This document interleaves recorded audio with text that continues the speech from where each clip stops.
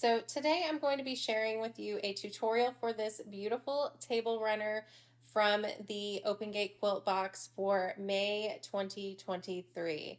This was a really fun quilt pattern to assemble, and I'm really excited to be sharing a few of the steps with you today. So this is the Strawberry Swirl project from the Open Gate Quilt box. It measures 42 inches by 18 inches, and you can see the photograph here that was provided in the subscription box. And we also got a pattern, but I'm not going to be showing that on camera because it is exclusive to this box. All right, so let's get started on this project. All right, so I have all of the fabric organized out here. First, we're going to be looking at the center blocks. So we have 2 of the charm squares for the beige, 2 for the pink, and then the little bit of yardage, and 2 for the blue and the little bit of yardage. And then our other center blocks, we have 4 pairs of the charm packs. So these are the first cuts that I'm going to make. And then we'll move on to the outer squares in the pattern. I have 24 5-inch squares. So I have 24 of the charm pack squares here. And then we have the white fabric that is for the border. So I have that, and then we have the red here that is for those accents on the pinwheel, the red accents, and it will also be the binding for this quilt. So like I said, I'm going to start with first cutting the inner squares. So what we'll be doing from all the 4-inch by 21-inch piece here is we'll be cutting 2 strips and then subcutting those down into 8 rectangles. And we're going to be doing that for each of the yardage pieces. And then with the charm squares, we're going to be cutting 2 rectangles from each of them. So we'll end up with 4 rectangles total. So we'll do that with each of the beige, the pink, and the blue. And then from the other squares that we have in this set for the center, we'll be cutting 1 rectangle from one of the pairs of squares, and then we'll be cutting 2 rectangles from the other one. It's all laid out in the pattern, and once you get started working through it and seeing what you need, it will all be really easy to follow.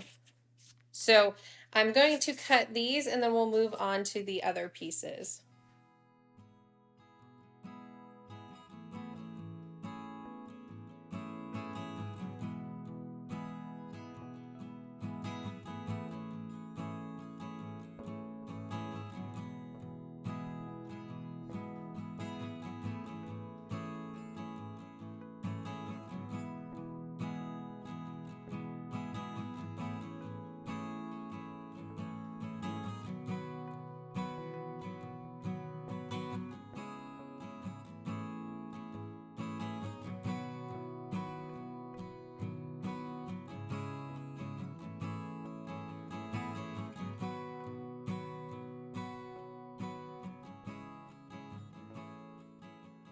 All right, so I got all of the inner cuts done on my 5-inch squares and the bits of yardage for the cream, pink, and blue. So I'm going to move on to the outer squares.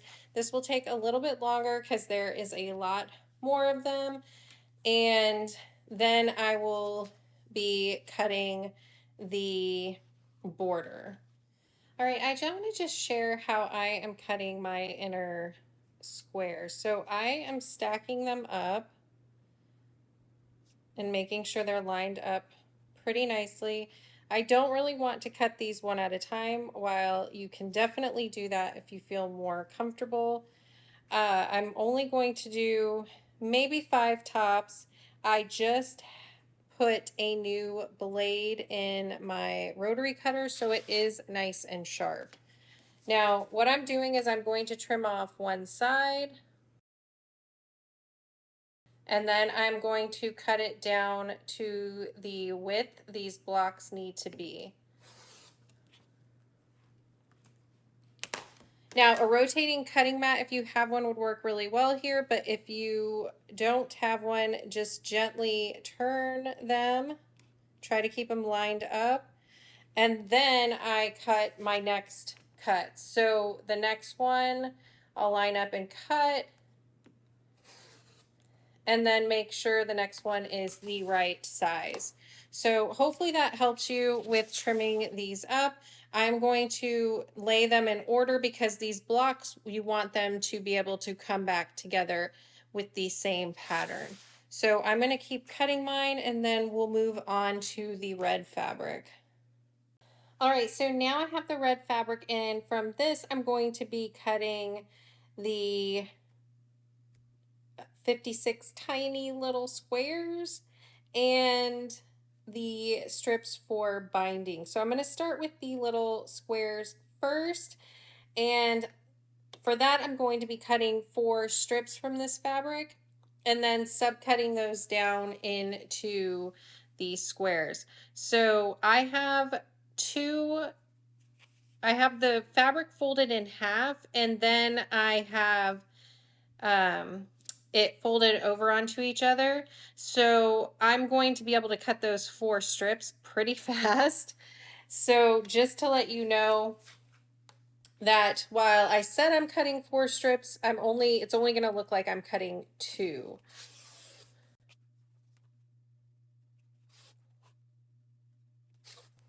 All right, so I'm going to subcut those down into the squares in just a second. All right, so I'm going to move this over and I'm going to go ahead and just cut my binding strips really quick.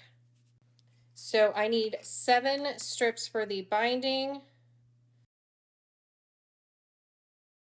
And while I have these all piled up, I'm just going to even out the end of the strips here. All right, so I'm going to do the same here. I'm going to even out the strips and then I'm going to cut the squares.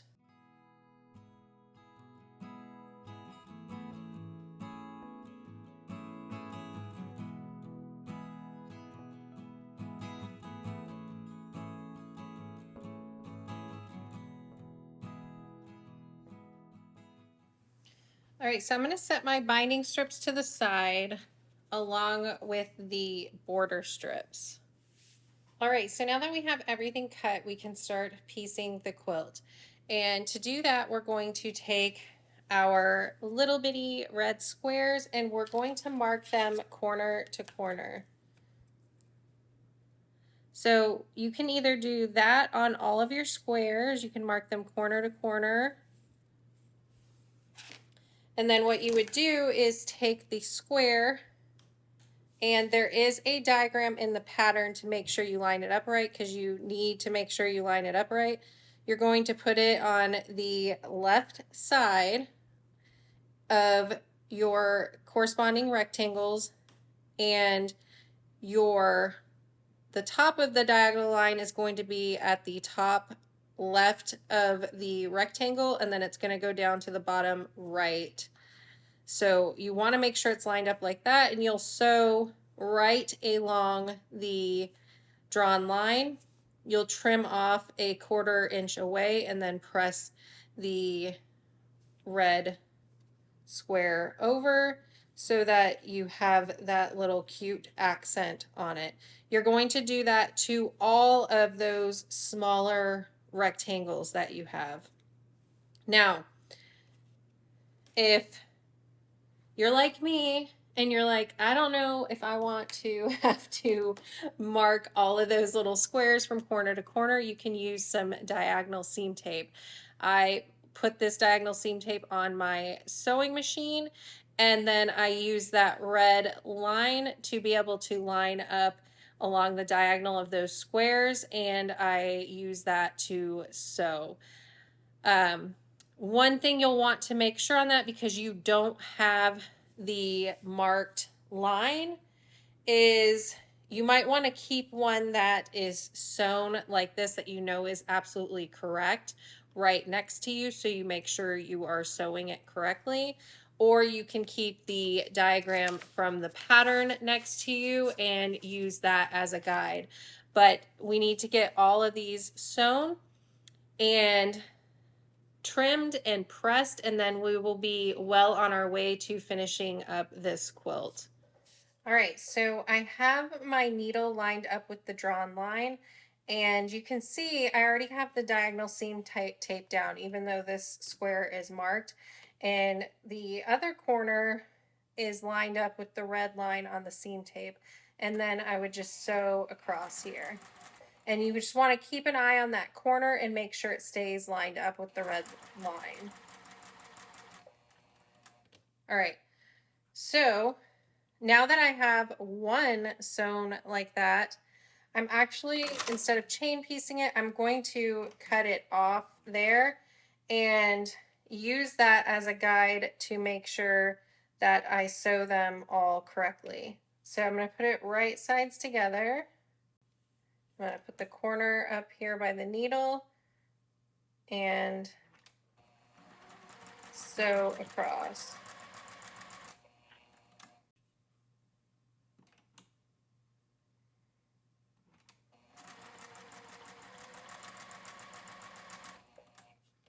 So I have 8 of these for the pink that I'm going to just chain piece like this. Then I will show you trimming them and pressing them.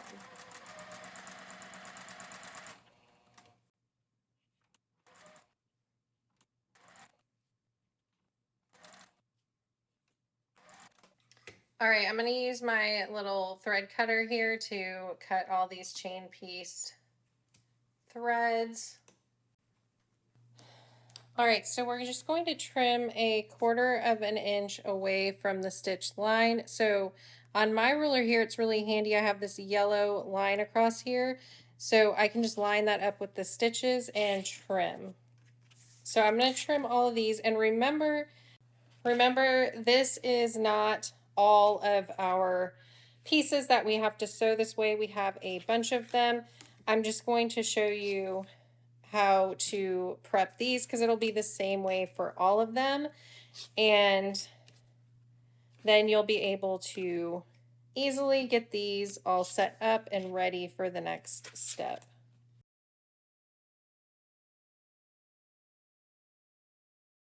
All right, so now I'm going to take one of these rectangles and I'm going to use my finger to gently press this seam open just to get it started.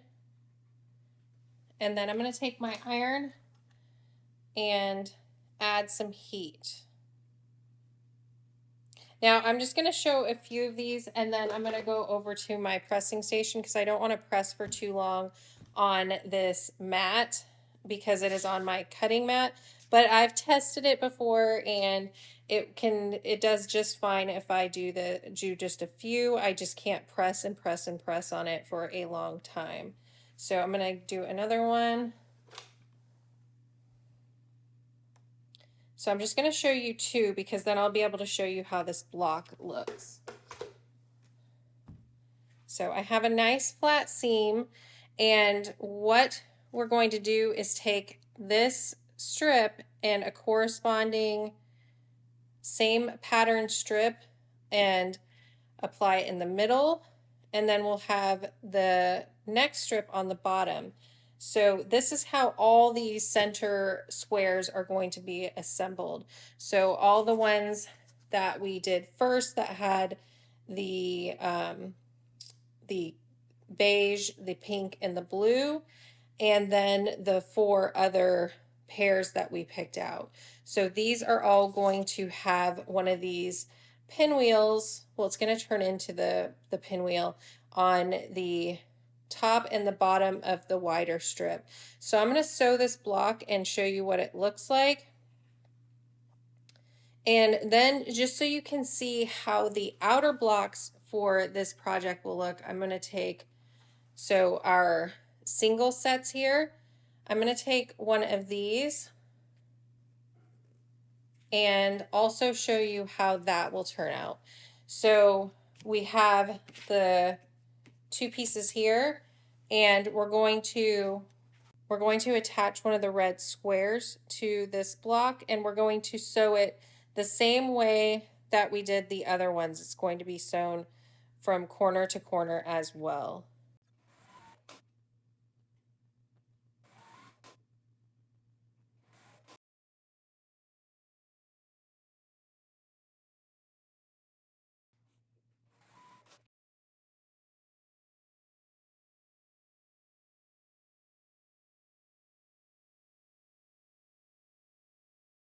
All right, so that is how the two blocks in this pattern look. So we have the block that is going to be going in the center of the table runner, and then the block that goes around the outside. So it could be under this block and look like this, where you start to see that cute pinwheel form.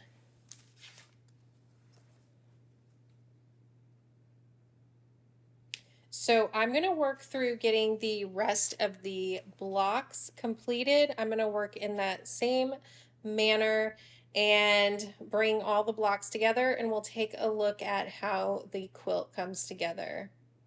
All right, so I have my blocks finished. I have 16 blocks that look like this with the triangle on each corner. And then we have 24 of the blocks that look like this with just one triangle on it. So now I'm going to lay these out. We're going to have 4 rows to lay out, and the ones with the double are going in the center.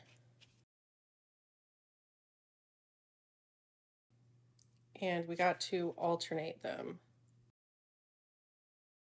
So you see how they kind of have those rectangles? We're going to have them go up and then like vertical and then horizontal, vertical, and we want to make sure that we get some separation between those doubles there. So the middle is going to have 2 rows of 8 of these. So let me get some different ones. And I may play with the layout a little bit to make sure that there is some separation between the different colors.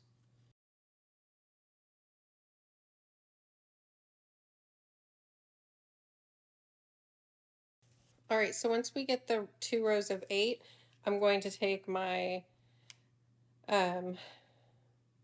outer blocks that just have the one and get those laying out. And they're going to go all the way around here. So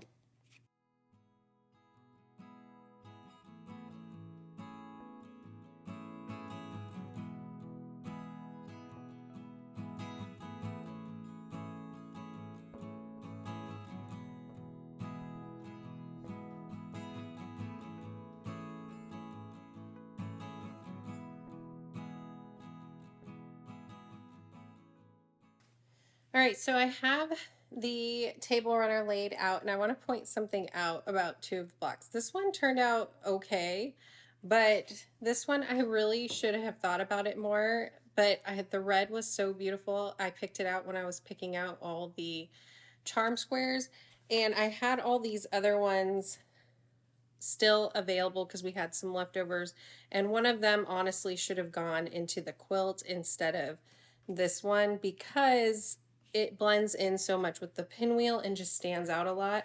I'm going to go with it. I'm not going to redo it because when the table runner is all said and done, I think it'll be fine once I get the uh the binding on. It'll draw it out a little bit, but I do want to point that out because if you haven't started on this project yet and cut it, definitely take note of that. So since I have 4 rows here, what I like to do is grab some design boards, and you can see I have some marking pins that I made. So what I do is I stack my rows in order, but actually first, I almost forgot. I like to take a picture of the layout, and I keep it by me at the sewing machine. So how fun is that? You can actually see the mess all around my space, and you're limited to just seeing the one area. But I take a picture of the layout if I really, really love it and don't want it to change. This will help me keep it in that order if I keep it by the sewing machine with me and refer back to it as I am sewing everything together. So you can see I have pin 1 here. What I'll do is I'll pin it to the first block in the row, so I always know that should be the first block, and then I just stack them in the order that they need to be sewn.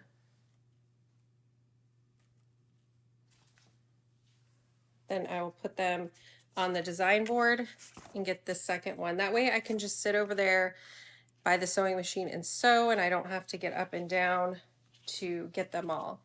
So I'm going to sew each row together, press the seams per the pattern, and then I will sew all the rows together, put the border on, and have the top finished. I'm probably not going to quilt it and do all that and put the binding on yet, but you'll at least at this point see how the pattern works.